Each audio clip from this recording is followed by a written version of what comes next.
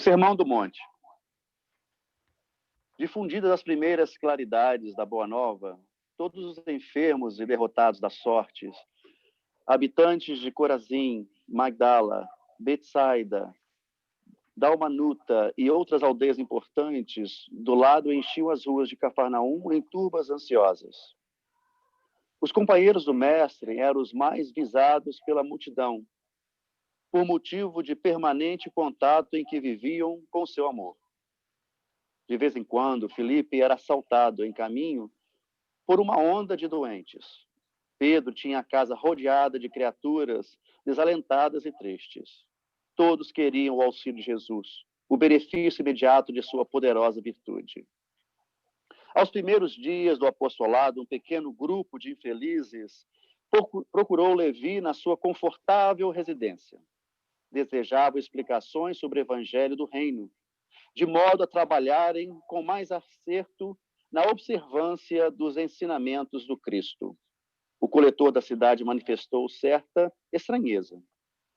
Afinal, disse ele aos infortunados que o procuravam: o novo reino congregará todos os corações sinceros e de boa vontade, que desejem irmanar-se com os filhos de Deus. Mas que podeis fazer na situação em que vos encontrais? E dirigindo-se a 3 deles, seus conhecidos pessoais, falou convicto: que poderás realizar, Lisandro, aleijado como és? E tu, Áquila, não foste abandonado da própria família, sob o peso de sérias acusações? E tu, Pafos, acaso edificarias alguma coisa com as tuas aflições?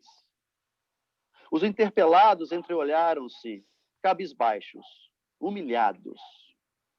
Somente então chegavam a reconhecer as suas penosas deficiências. A palavra rude de Levi os despertara. Tomaram-os uma dor sem limites.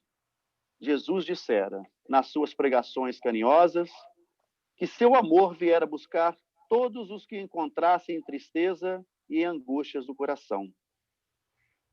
Quando o mestre chegaram, haviam experimentado a restauração de todas as energias. Jubilosos, guardavam as suas promessas relativamente ao Pai justo e bom, que amava os filhos mais infelizes, renovando nos corações as esperanças mais puras. Achavam-se exaustos, mas a lição de Jesus lhes trouxera novo consolo às almas desamparadas de qualquer conforto material. Queriam ser de Deus, vibrar com a exaltação das promessas do Cristo. Porém, a palavra de Levi novamente os arrojara à condição desditosa. O grupo de pobres e infortunados retirou-se em desalento.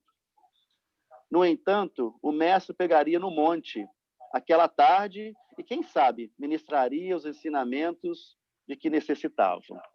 Eu acho que aí já cabe, né? Acho que aí já cabe algumas... É que eu procurei a mãozinha. Não, Levi é Mateus. Alguém quer falar sobre a situação dos infortunados naquela época, em que o cego não entrava no templo porque ele não podia enxergar a Deus. E como para eles Deus estava dentro do templo, todas as pessoas que sofriam algum problema de doença, né, psíquica ou física, não eram admitidos no templo. Então, o coxo não entrava porque ele não podia andar para Deus. Ele se arrastava, né? O demente, o com problemas psíquicos, também não, porque ele não ia saber compreender Deus. Então, os leprosos nem se fala, né? Bastava ter uma pinta em qualquer parte do corpo que você já era rechaçado, ficava longe da família e das ruas. Então, e a mensagem dele era a mensagem do Cristo era justamente o oposto disso, né? Eu não vim para os sãos, eu vim para quê? Para os necessitados, né? Tantos aqueles que eram os estropiados, como a Beth disse aqui, tanto do corpo como da mente, né? Ele veio para os doentes mesmo. Então, quando você tem uma mensagem dessa tão valorosa como a do Cristo, né, de reconforto, do recomeço, a boa nova, é daqui por diante, e você quer, né, você sente aquele alento, e você, olha, eu quero fazer parte dessa família, eu quero fazer parte dessa mensagem. Daí vem eles e falam, não, peraí, Não, e eu eles sei quem é tinham, você, né? Você e não tá. eles tinham também, Jesus veio para todos os doentes, e todos éramos doentes, né? Sim. Também. Tanto fazia tação o doente do corpo. Então, a mensagem de Jesus seria para todos. Mas eles tinham aquela ideia ainda daquele reino de Deus material. Então, eles precisavam fazer alguma coisa impactante, né? Que as pessoas... O que... Ayrton. Só Rafael a tá mãozinha não está Rafael tá primeiro. aparecendo para mim. Rafael está primeiro, depois é Humberto, depois é Ayrton. Rafa, por favor. Não, eu só queria fazer um comentário que me chama a atenção. É interessante como ainda naquele momento o próprio Levi, né, Mateus, não havia entendido o sentido da mensagem, né? Ele ainda estava preso na questão material, na condição dele de publicano e coletor de impostos. É só isso. É verdade, né? Acho muito bem observado, Rafa. Como ainda o evangelho é uma lição muito avançada para a época. Isso tem a ver com o que eu ia colocar. A Marisa colocou muito bem, mas a gente, legislativamente falando, foi uma evolução. A gente percebe que a evolução do pensamento, o pensamento ele vem em evolução positiva, né? Há pouco tempo antes de Jesus, era um direito dos pais que tinham filhos com deficiência matá-los ou abandoná-los à própria sorte, né? A sociedade ateniense era assim. Então, a sociedade grega em geral e os próprios romanos absorveram essa parte da legislação. Então, você, obviamente, não poderia, embora o filho fosse praticamente uma propriedade durante muitos anos, né? Mas você tinha o direito de executá-lo. Os judeus já tinham uma legislação em que se permitia viver, mas eles seriam excluídos da sociedade, né? Então, isso parece ruim para nós, e é ruim aos olhos de hoje, mas é uma evolução do pensamento. E aí Jesus vem fazer uma ruptura muito grande, que é falar, não, esses aqui também têm que ser incluídos na sociedade. E aí era difícil, né? Imagina que você cresce com com aquela formação que hoje nós chamamos de preconceito, mas na época era o normal e o habitual. Fazer essa ruptura desse pensamento não é assim tão rápido, né?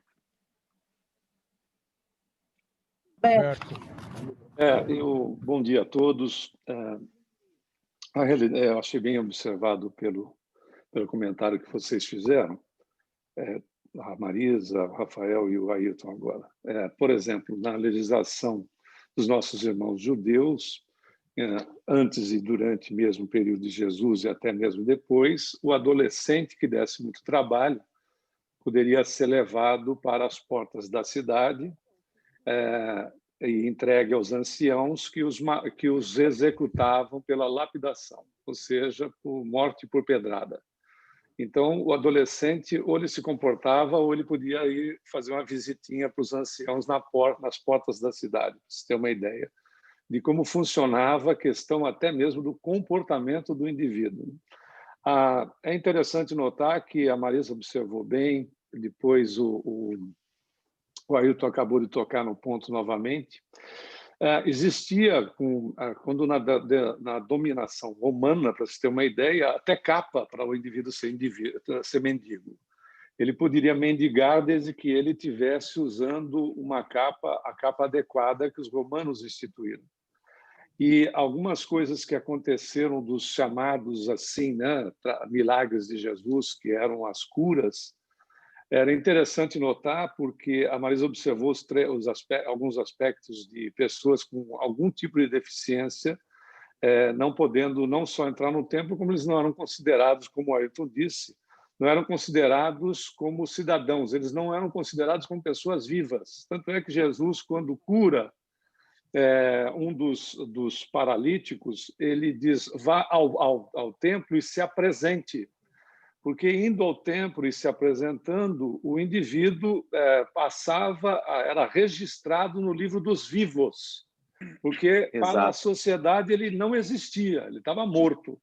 Então ele era registrado, por isso que Jesus recomendava ao indivíduo se apresentar no templo. É interessante também, achei muito oportuna a observação do Ayrton nos momentos finais, porque a importância deste ponto ou deste capítulo na história, lembrando Mahatma Gandhi, que disse que se todo o evangelho do Cristo houvesse sido perdido, lembremos-nos que o Mahatma Gandhi era hinduísta, né? Indiano, ele era hinduísta, ou hindu. Ele disse: se todo o evangelho do Cristo houvesse se perdido e tivesse somente sido salvo o Sermão do Monte, todo o evangelho estaria salvo, pela beleza, pela profundidade e pela condição de que Jesus traz, observado o apontamento do Ayrton, de mudança de uma estrutura mental na condição dos indivíduos há mais de 2000 anos atrás, onde o indivíduo deixa de ser número para ser pessoa, para ser, né, uma criatura de Deus. Esse é um conceito importantíssimo, porque ainda algumas poucas culturas possuem a condição de ter o filho, esposa, como o chefe de família, como propriedade, né, podendo até, inclusive, se for necessário, executar a pessoa, seja a filha, via de regra a filha, por algum problema de natureza grave na sexualidade, podendo executar a pessoa sem ser contestado, seja jurídica ou inclusive na própria sociedade familiar, para se ter uma ideia. E a gente pensa que, às vezes, isso tudo está muito longe da gente, né? Mas não está, porque a legislação americana é um pouquinho diferente, porque nós vivemos num sistema de common law, mas os países, a maioria dos países, vivem num sistema de civil law, e o próprio Código Civil brasileiro, que todo mundo fala que é de 2002, na verdade ele é um projeto de lei de 1973, que foi uma cópia do Código Civil italiano, que veio de uma cópia do Código Civil alemão, que veio de uma cópia do Código Civil romano, e o Civilis Romanum. E a gente tem uma série de resquícios ainda. Por exemplo, a falência. A pessoa que entra em falência no direito brasileiro, e nos Estados Unidos também, ele vive praticamente um morto-vivo, né? Que é isso, que ele fica um excluído da sociedade. Isso é um resquício ainda desse tempo na legislação de muitos países. É claro que a gente veio nesse caminho evolutivo, mas é interessante quanto isso ainda influencia na nossa vida, 2021 anos de história pós-Cristo, né? Imagina como era difícil para Mateus naquele tempo. Né? É esse conceito que às vezes a gente tem que tentar entender por que Mateus ainda estava bruto, né? Ainda estava embrutecido. A gente tinha acabado de descer da árvore, né? Até Jesus. Acho que vale a pena lembrar também que quando Jesus vem para o planeta, que é o planeta maneira, aliás, a civilização planetária, porque ele não vem só para a nossa dimensão, né? Ele veio para as dimensões do planeta, interferindo nas dimensões, ou seja, desses espíritos que também estão em dimensões paralelas a essa que nós nos encontramos, né? Não há privilégio no atendimento das criaturas, né? O senhor planetário não pode privilegiar uns em detrimento de outros. É interessante notar que nós, como população, né, como sociedade, estávamos preparados para recebê-lo, preparados no sentido de receber o início, a implementação do Evangelho. Quando Jesus vem, não tem processo mágico. Isso está demonstrado com clareza nesses mais de 2000 anos de cristianismo. Não há saltos na natureza. Ele implementa o Evangelho. Ele dá início, ele faz a semeadura, sabendo que ao longo do tempo a colheita vai ocorrer sem que haja agressão por parte, não é, da divindade, agressão por parte de Jesus para que isto aconteça de uma hora para outra, de um momento para outro, infligindo, por exemplo, dores na história da humanidade para que esta humanidade sofra e aí melhore de uma maneira ou de outra. É apequenar muito a divindade perante a beleza daquilo que nós suspeitamos que seja a divindade. E Humberto me fez lembrar de uma outra passagem do Mahatma Gandhi, que ele estava andando na rua, né? E aí um soldado britânico pega e o agride. E aí, depois que ele o agride, obviamente que ele levanta e não revida, e o soldado vira para ele e fala assim, quem que te ensinou a ser tão covarde? Aí ele vira para um crucifixo que está no peito do soldado e fala, esse senhor que está no seu peito. Então você vê como a lição do cristianismo, ela penetra todas as religiões, né, Humberto? E todos, né? Bem lembrado. Essa toada que você falou, né? Ronaldo. Ronaldo sou eu. Na verdade, aqui eu levantei a mãozinha para a Marisa, mas antes da Marisa falar, eu tenho um pequeno comentário, né? Só um ponto, Ronaldo. Marisa, você está procurando sua mãozinha? Não tem, porque você está como host. Host não tem mão. Você tem que sair e entrar de novo. Foi isso que eu imaginei. Ela é post e manda. Não, é só interessante, né? A gente fica assim de boca aberta, assim, com essas atitudes, né? Aqueles que servem, aqueles que não servem, aqueles que são úteis para a sociedade e aqueles que não são. Mas o que Jesus estava trazendo era justamente para combater isso, né? O que eu preciso, a boa nova, tem que chegar até vocês. Deus tem que ser mais bonito nos dias difíceis, ou seja, aquele dia tão difícil que aquela pessoa está passando, ela tem que olhar para Deus e vê-lo de um modo diferente. Então, quando Jesus chega com os apóstolos e cura aquele cego congênito, que eles fazem aquela pergunta, né? Mestre, quem pecou, ele ou seus pais, para que ele nascesse dessa maneira? E Jesus fala justamente nenhum nem outro, mas é para que ele enxergue Deus de um modo diferente. Ou seja, é realmente a mensagem dele. Olha só, isso foi há mais de 2000 anos. Nos dias atuais, na China existe um controle de população onde eles eliminavam as menininhas quando nasciam. Quer dizer, isso é coisa recente. É coisa recente isso. Então, assim, nós admiramos o que era feito há 2000 anos atrás, nós continuamos fazendo nos dias atuais. Né? Logicamente, né, que nós sabemos que a China não tem essa visão, né, do cristianismo, mas é feito isso lá, ainda nos dias atuais. Quer dizer, éramos bárbaros lá atrás, ainda somos muito nos dias atuais. Tá? Então, a Marisa vai falar agora. Não, era só uma coisinha que quando o Humberto falou sobre a capa, né? Porque na época as pessoas eram identificadas pela roupa que vestiam e a capa também. Cada casta, né, tinha uma capa que fazia identificar. Aí eu lembrei que na parábola do bom samaritano, a gente às vezes condena o levita e o sacerdote por não terem ajudado, né, o samaritano, eles passam batido, mas é porque ele olha e o samaritano está despido. E aí, sem a capa, a roupa para identificar de que casta era, se ele tocasse em alguém que não tivesse nenhuma identificação, ele se tornava impuro. Então, por isso, eles não ajudam, né? Por causa desses dogmas, né? Diga, Humberto. Não, desculpe, por favor.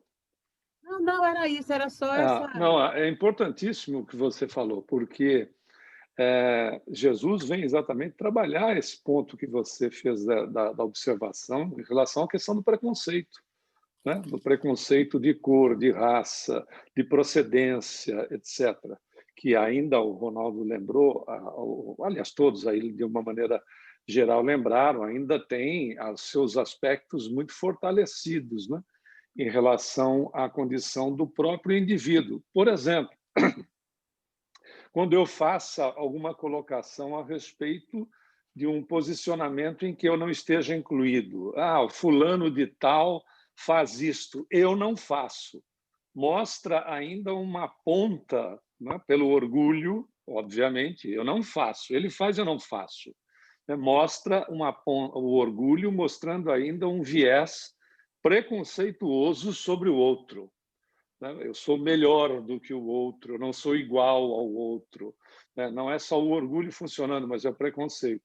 Imaginemos Jesus, né, falando com pessoas que eram desclassificadas, andando com gente desclassificada, dirigindo-se à mulher, por exemplo, samaritana, e tantas outras situações que nós vemos a respeito, né, da sua postura, como é que ele era encarado de uma maneira geral pela sociedade, né, com o preconceito que tinha na época.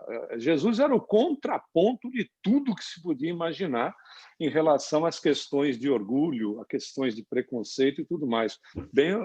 Acho que foi bem lembrado por você. Helena. Oi, só que ouvindo vocês falar, ouvindo o Ronaldo também, o Humberto aí me fez lembrar. Recente a gente estava conversando aqui em casa e lembrando do Papa Francisco, né, e das atitudes do Papa Francisco, que tem se mostrado um Papa mais aberto, mais flexível, menos movido, né, pelo preconceito, menos movido por toda essa vaidade, né, do poder, da pompa, dessa coisa de ser senhor da igreja. E a gente vê, a minha família, né, quase todos bem católicos, e uma grande parte deles não aceitam o Papa Francisco por ser essa pessoa mais aberta, menos preconceituosa, mais inclusiva, né, que aceita todos. E aí a gente faz uma conexão, né, como o Humberto estava colocando aí com relação a Jesus, né, que veio e foi tido naquela época como um revolucionário, e foi mesmo, né, um revolucionário no bom sentido de trazer uma revolução no pensamento, no comportamento humano e tal. Mas né, foi um tenepá mesmo, e bem difícil de ser aceito, como é até hoje, e a gente vê, né, nem sei se posso dizer, no simples Papa Francisco, com essas atitudes, o próprio povo da igreja dele não aceita. Ainda está muito difícil, né, para a gente viver essas mudanças, essa coisa nova que Jesus trouxe. Era isso. Ronaldo. Antônio, fala bem alto, né?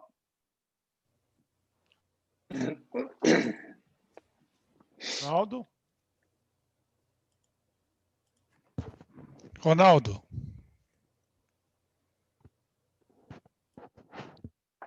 Ronaldo. Assim, lembrando desse comentário das capas que se usava pelas castas na época, não muito distante, eu relembro na minha adolescência que a Igreja Católica, vim de uma família de Igreja Católica, que as mulheres usavam véu. As mulheres casadas usavam véu preto e as moças usavam véu branco, e as crianças geralmente tinham que sentar na frente da igreja. E, pelo menos na cidade que eu cresci, o padre não permitia que entrava com roupa de decote ou coisa para a missa. Você tinha que ir composta para uma roupa que era para a missa, para você assistir a missa. Não era aquela roupa que você ia ao cinema e fazia. Então, quer dizer, não está distante, não mudou, né? Ainda, apesar de tudo. Ayrton. Só para complementar um pouquinho a questão que a Marisa colocou em relação à parábola do bom samaritano e tornar-se impuro, né? Isso tinha uma consequência muito séria dentro da cultura e da legislação da época, né? porque aquele sacerdote que se tornasse impuro, por exemplo, ele teria que participar de um ritual de purificação que às vezes demorava 2, 3 semanas, e nesse período de tempo ele não podia trabalhar, não podia ganhar dinheiro, então não podia sustentar a família. Então tinha um impacto na sociedade, na vida dele, né? Então é por isso que Jesus quis tocar nesse ponto específico e ele, como ele era brilhante, né?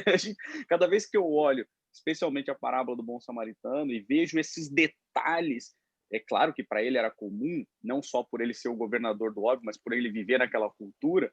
Mas quando a gente contextualiza essa cultura, como esta passagem e tantas outras são de um brilhantismo muito grande, que às vezes a gente só arranha o que está escrito ali, né? E sobre a questão que a Helena coloca ali, do Papa Francisco, é muito interessante, né? Porque eu, por ser um legalista, né, em todos os aspectos, quase um kelsiniano positivista, né, eu me recordei que meu irmão, certa feita, me convida para ser padrinho da filha dele, né? Helena também, sua xará. E aí eu falei, puxa, muito obrigado, fiquei muito feliz isso e tal, não sei o quê. Aí ele virou para mim e falou assim, e você toparia ir lá na igreja para batizar ela? Aí eu virei para ele e falei assim, a Dani, sua esposa, frequenta a igreja? Ele falou, não. Falei, então você está violando 6 dispositivos do Código Canônico. Tá? Então, e aí eu quero chegar nesse ponto, que é a idiosincrasia, né? Eu não tenho de cabeça, porque o Código Canônico há muito tempo que eu já li, mas existe pelo menos se me falha a memória, pelo menos uns 10 dispositivos que eles violam do Código Canônico só por dizer que não aceita o Papa como senhor da igreja. Quer dizer, você não pode se declarar de uma seita e depois não cumprir ou só cumprir parte dela porque não, aquele que ele fala não lhe interessa, né? Então essas são as coisas as idiosincrasias do ser humano, né? Por conveniência. Humberto. Eu acho importante essa colocação. E voltando à questão do praticante, né? Eu já ouvi muito, eu sou católico ou de outra religião. Não praticante. Então, se não praticante, você não é católico. É a mesma coisa você dizer assim, eu sou espírita não praticante. Então, você não é espírita. Se você não pratica aquilo que você se propõe, você não é. Você apenas diz que dá uma informação para tentar, de alguma maneira, justificar aquilo que não faz. Por isso que eu achei interessante o questionamento do Ayrton para a cunhada, né? Esperando que a cunhada não tenha ficado de tromba com você até hoje. Não, mas não. Eu vejo que... Mas elas sabem que eu sou uma pessoa muito direta, né? Acho que a gente lá do Sul é um pouco mais. A gente costuma dizer que a diferença entre o gaúcho que eu não sou gaúcho, mas o gaúcho e o cedro é que o cedro demora 20 anos para engrossar e a gente já nasce grosso. Então, na realidade, eu vejo, achei o comentário da Helena importante, porque toda pessoa, todo missionário, e missionário vamos classificar todos nós temos algum tipo de missão, né?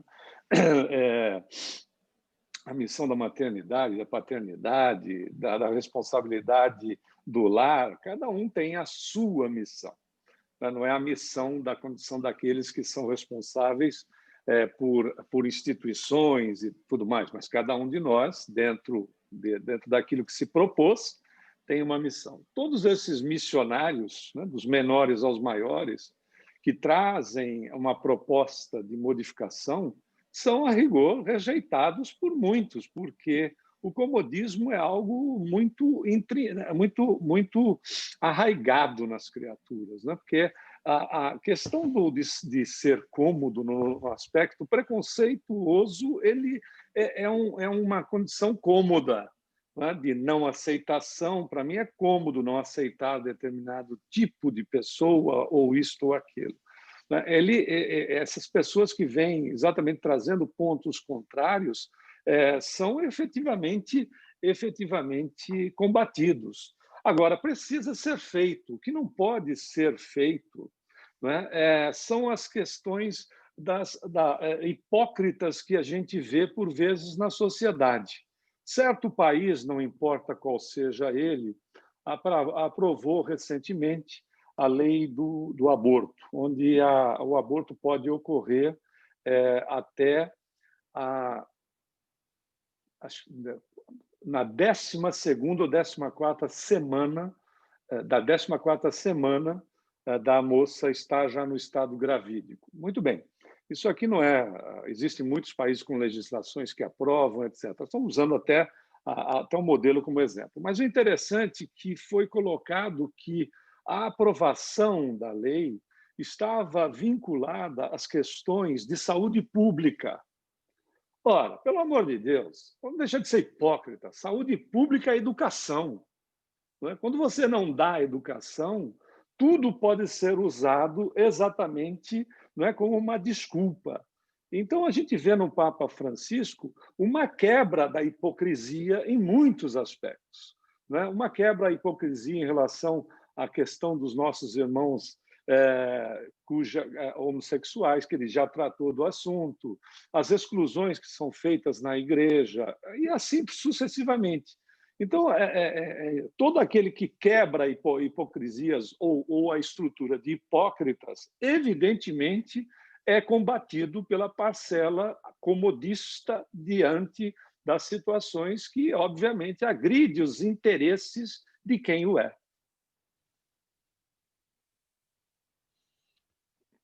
Ronaldo.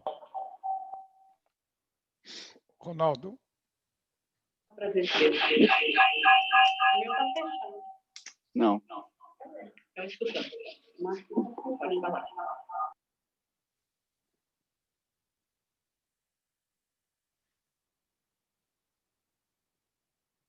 Ronaldo, quem vai falar, Ronaldo? Sim, ele está acessando o microfone. Não, era apenas uma reflexão que veio aqui no meu pensamento. Quando eu mencionei a respeito da China e de outros países aí que ainda fazem esse descarte de crianças, né? Um porque tem que existir o controle da população e outro, se é homem serve para uma coisa, se é mulher não serve.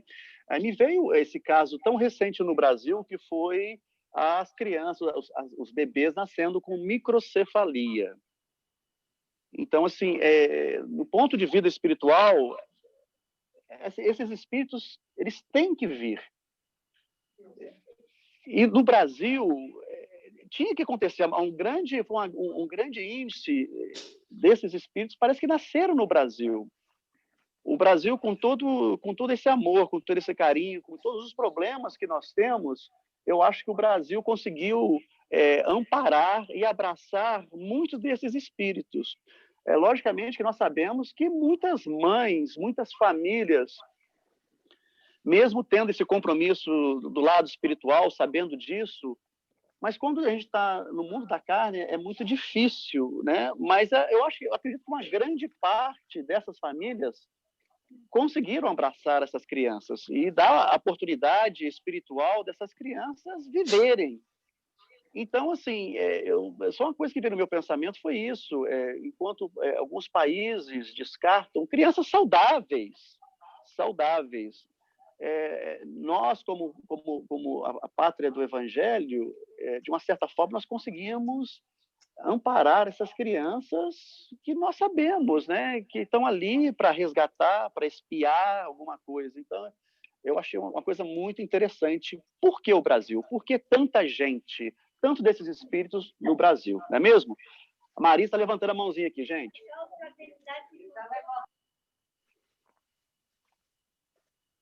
Falia, tá? Lá no Nordeste. Marcinha quer falar. Não, é só para reforçar que o Fraternidade Sem Fronteira faz um trabalho lindíssimo com a microcefalia no Nordeste. No Brasil todo tem entidades que cuidam, né? Graças a Deus, tem muita assistência agora às crianças. E elas se desenvolvem, estão se desenvolvendo de uma maneira que antes desencarnavam logo, né? Em tenra idade, às vezes não completavam 1 ano nem 2. Hoje tem crianças de 11, 12, de até 16 anos. É o mesmo processo que houve com o autismo, com a síndrome de Down, né? Que hoje as crianças, o espírito já está mais reforçado, né?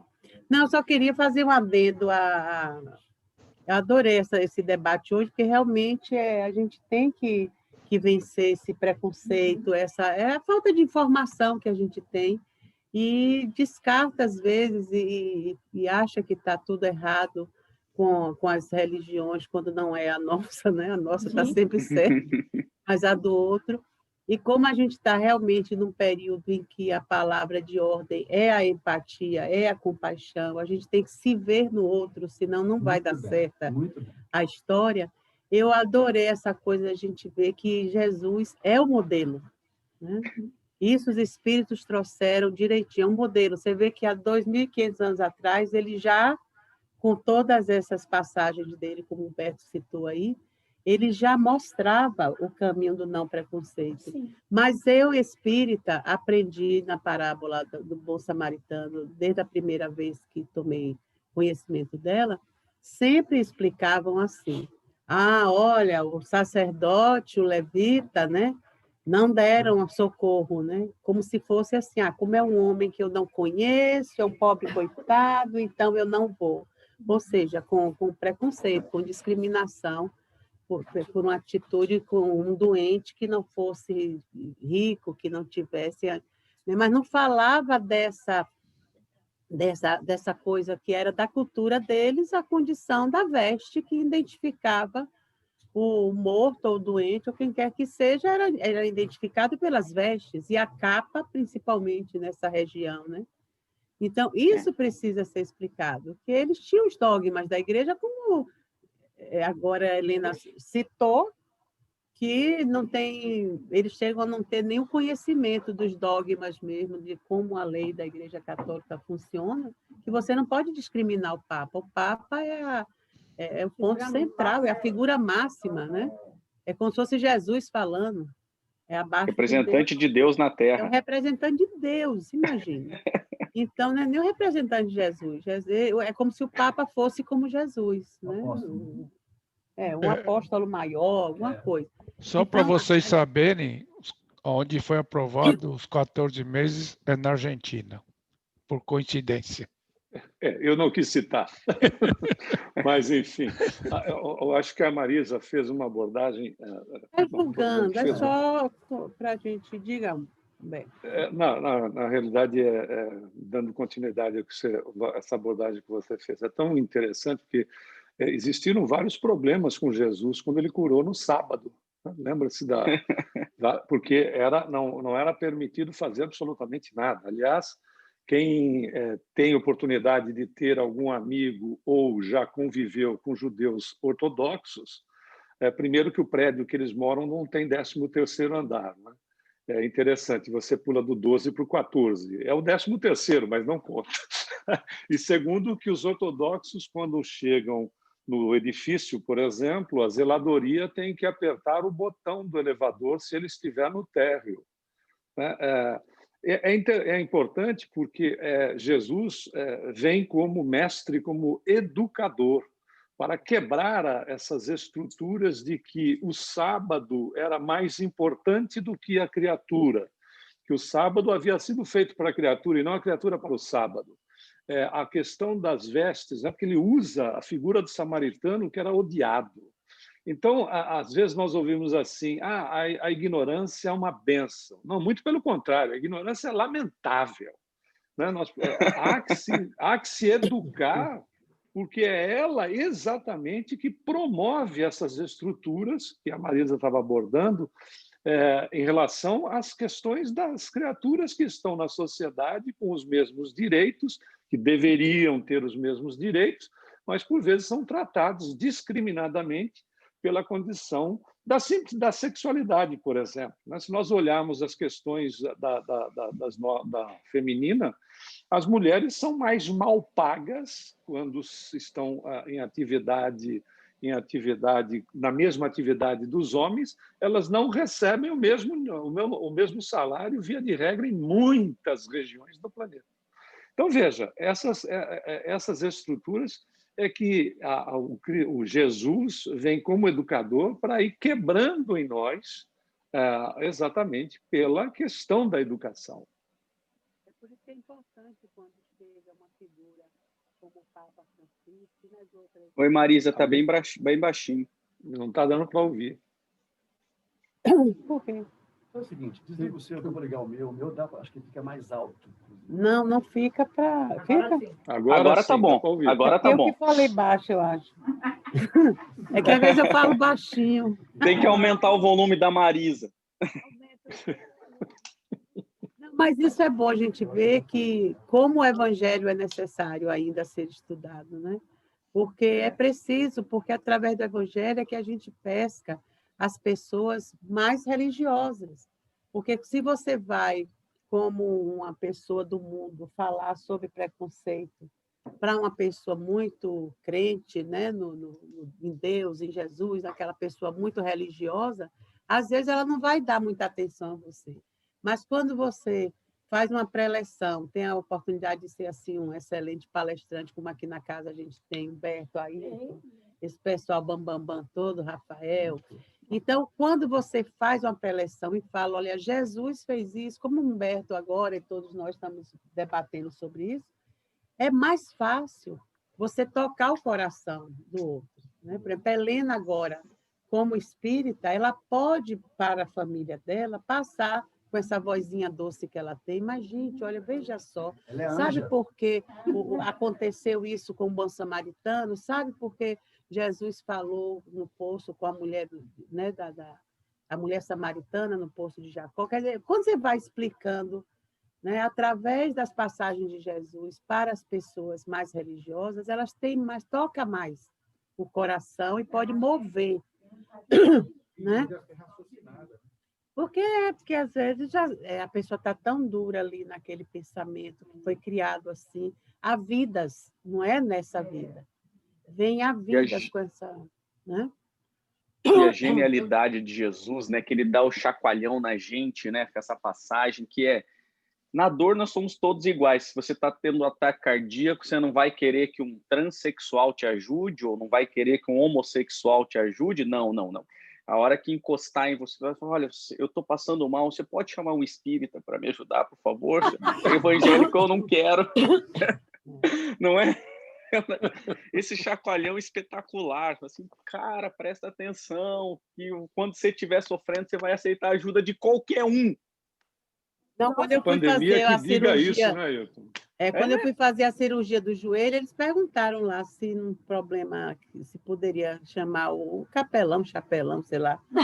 Aquela pessoa para dar extremunção. Eu pensei, não tem ninguém espírita, não. Se não tiver, eu não quero, não. Porque extremunção, para mim, né, é quando, na época, na Idade Média, que todo mundo tinha muitos bens e o padre chegava lá, ó, ela está aqui dizendo que é para vocês deixarem todas aquelas propriedades para a igreja. Oh, sim, senhora. Ele aí fazia de conta, entendeu?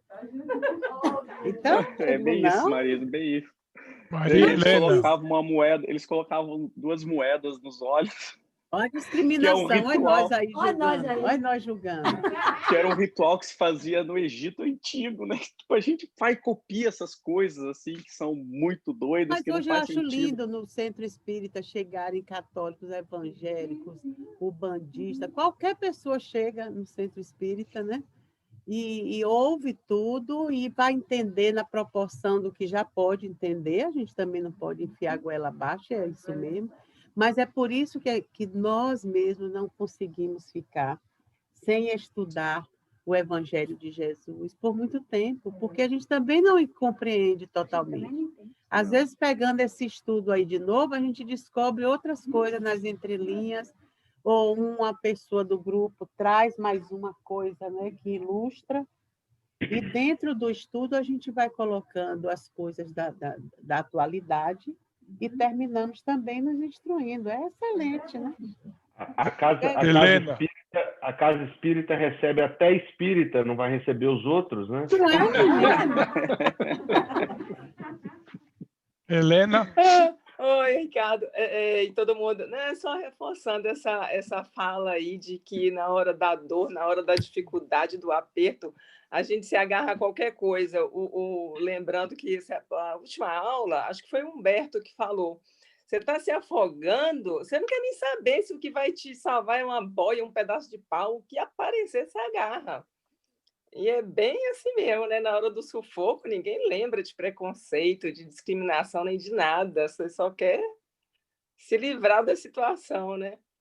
A pandemia que o diga, né? Eu tenho uns amigos que não são muito crentes e durante a pandemia eles pegaram o vírus e ficaram muito preocupados, ela principalmente, né? A esposa. E aí, quando tudo terminou, e eu sempre falo, né? Olha, vamos orar, vamos agradecer, vamos pedir que vai dar tudo certo. E aí, quando tudo terminou, um dia ela inconscientemente falou assim para mim: nossa, durante o tempo que a gente estava doente, eu até rezei. Mas rapaz.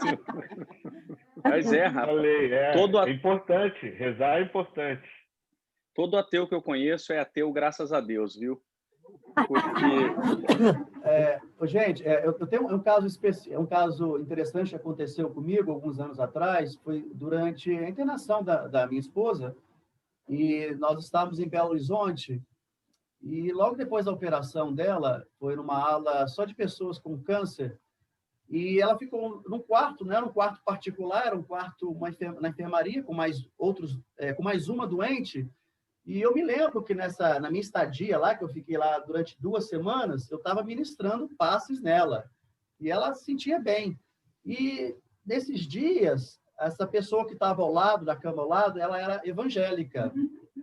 E eu me lembro que nos primeiros dias, eu fiquei assim até meio, será que eu devo fazer isso? Porque estão me olhando com os olhos, me julgando tanto.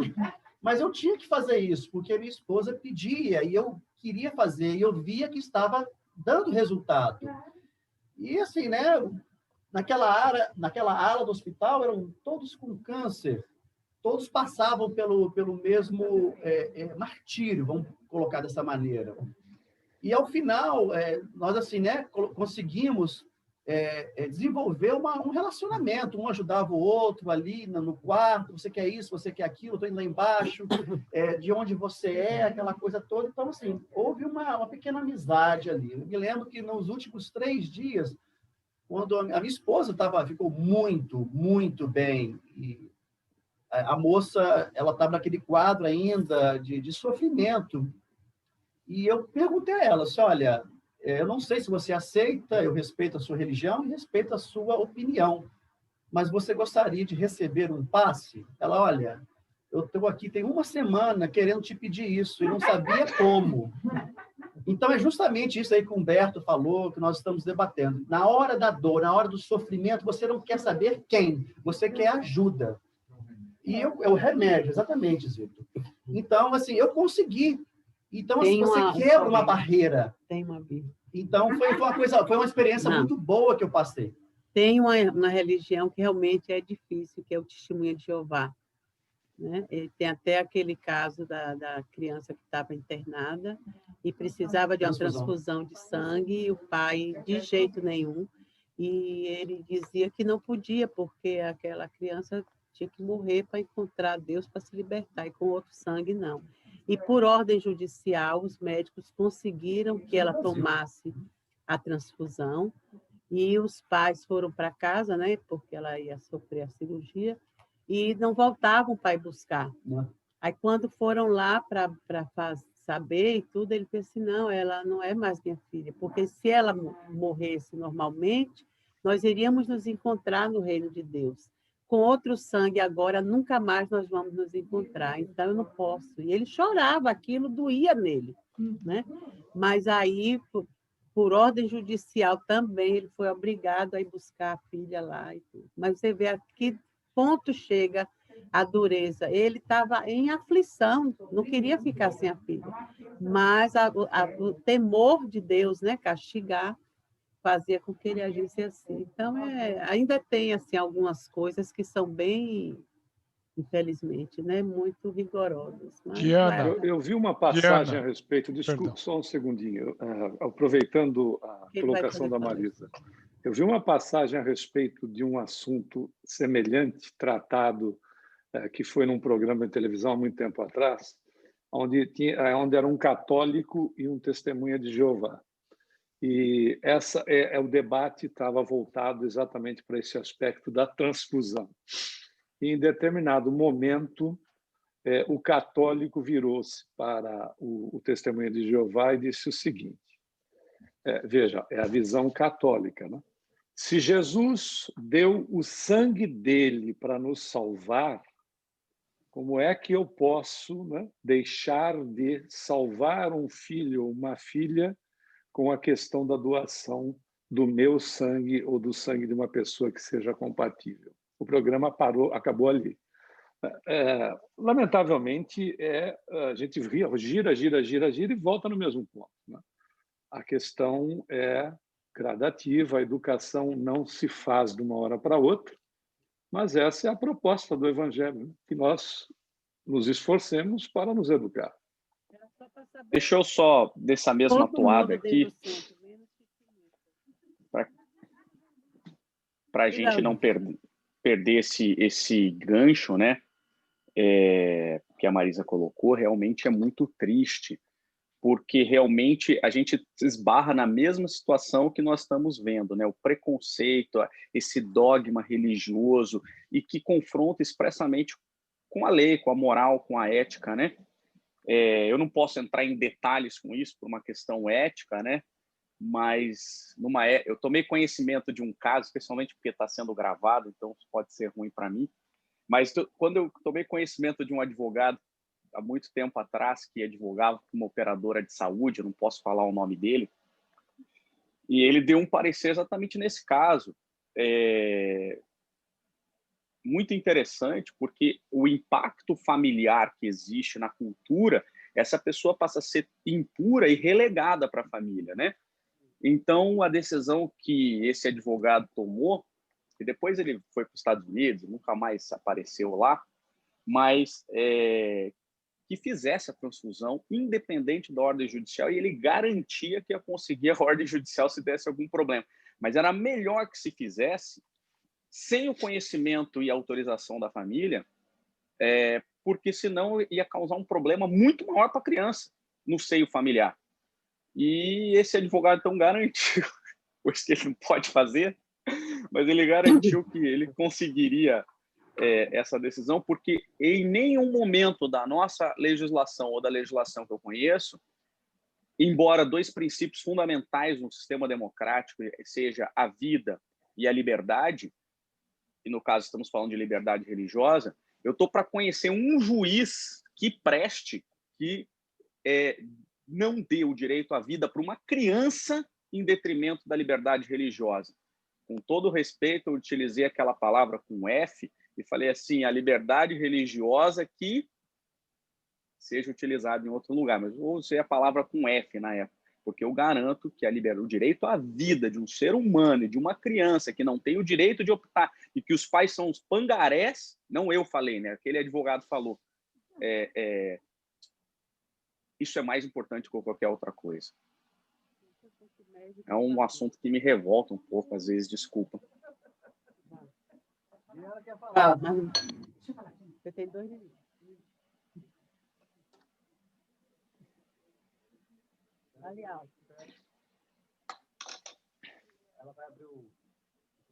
É um depoimentozinho rápido. Quando eu tive o câncer na perna, o tumor, né?